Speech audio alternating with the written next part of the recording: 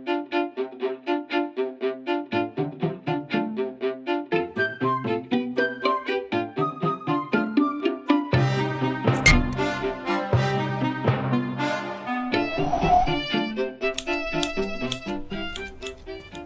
ce début de printemps, vous avez décidé de tailler vos rosiers, mais leurs épines n'ont pas épargné vos doigts malhabiles.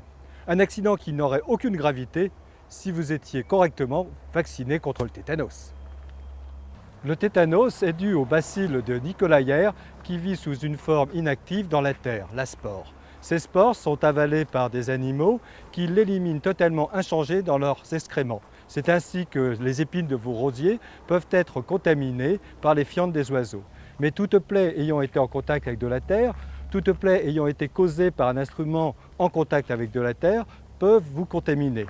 C'est ainsi que l'une des causes les plus fréquentes de contamination par le tétanos, ce sont les pêcheurs qui se fixent un hameçon dans le doigt après avoir tripoté un ver de terre. Dans une plaie, le bacille de Nicolayère trouve des conditions très favorables à sa multiplication et se met à sécréter une toxine qui atteint sélectivement le système nerveux.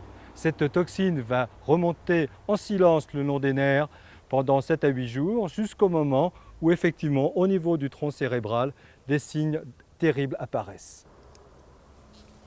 Le premier des symptômes est l'apparition d'une gêne à l'ouverture de la bouche qui va évoluer peu à peu vers ce que l'on appelle le trismus, c'est-à-dire une contraction permanente des mâchoires. Cette crampe douloureuse va ensuite s'étendre à la nuque, au dos, à l'abdomen, puis aux bras et aux jambes.